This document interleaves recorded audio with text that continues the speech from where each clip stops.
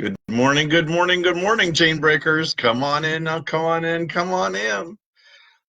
This is part two. We're going to try this again.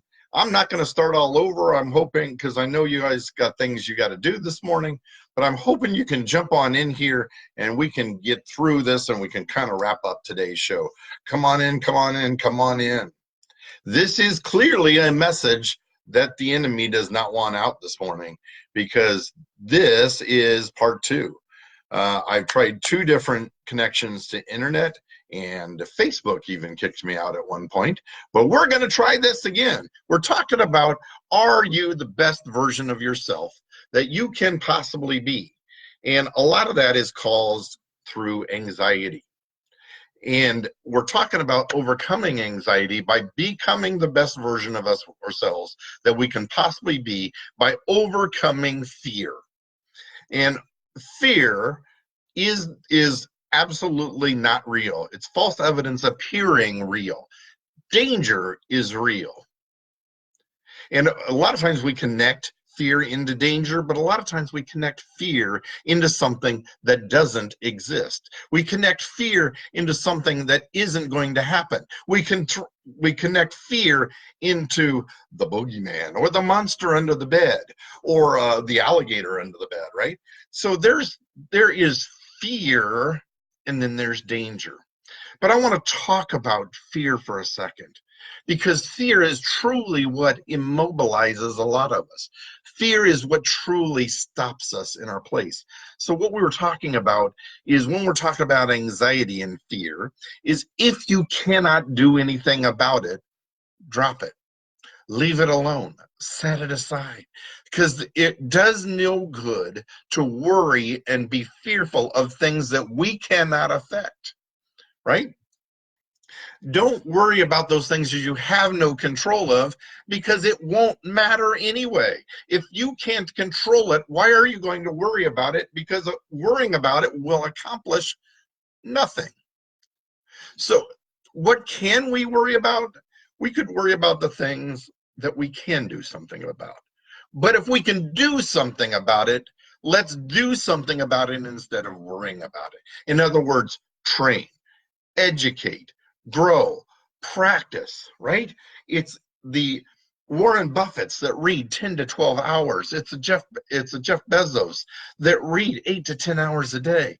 It's those people that are constantly growing, constantly improving, constantly changing. I heard something yesterday, and this is the difference between becoming somebody that moves in fear, moves themselves, right? Because they want to escape. Because there are two reasons that things that motivate us, right? Sometimes it's out of need, and sometimes it's out of want. We do things, or we're motivated by wants or needs. And if we take a look back to the mid-1800s, a great example of that came in those people that went out to settle the West, or went out to explore the West. There were our explorers like Lewis and Clark that got all the way out to the Pacific Ocean. There were those of us that reached out that far and traveled that far to be able to really accomplish something. But there was a key difference in those that went out to accomplish something at that time period. Because there were either pioneers, that were cutting edge, that were out to blaze a trail, that were out to really make a difference. And then there were settlers, the people that were glad to follow, settle in, and be safe. See, the difference was the pioneers weren't worried about the safety. They weren't worried about fear. They weren't paralyzed by something they couldn't do something about. And if they could do something about it, they were prepared for it. And then there were settlers that found that safe place and settled in to where they were. Settled in to try to make a home, make a place for themselves in their lives, make a place right there where they thought it was safe.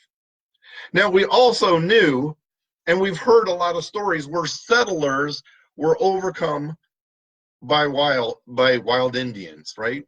And we say that, but if we really think about it, pioneers in a lot of cases were invaders. They were coming out to where the Indians had roamed, and that was their territory. And we were invaders in there. And families in some cases were wiped out. So were they indeed safe? Or did they give themselves the illusion of that safety? See, the pioneers always were able to become successful. They were the ones that were out digging for gold. They were the ones that were out creating new lives, creating new communities, creating new cities. They were the ones that were foresting, that were putting in railroads, that were running the Pony Express, right? Those were the pioneers. They were out on the front edge. They were there to make a difference. So my question is to you in your life, are you living the best version of yourself that you can possibly be? And it's in getting rid of that fear that you can become that. Are you a settler or are you a pioneer? The same can be said true today. We can continue to live our lives living with the things that are provided and given to us, or we can be so cutting edge that we are blazing new trails and creating paths for others to follow. Are you a pioneer or are you a settler? I want to thank you so much for trying to stay with us. Connie, thank you for trying to stick with me today. I realize it took jumping off and jumping back in. I want to thank you for being here. I want to thank you for being part of this today. I hope you found useful. Please share these messages out. It was 2 parts. Share this out to your family, your friends, your coworkers. Share that button. Like it, love it, but most of all, keep joining me every single Monday through Friday.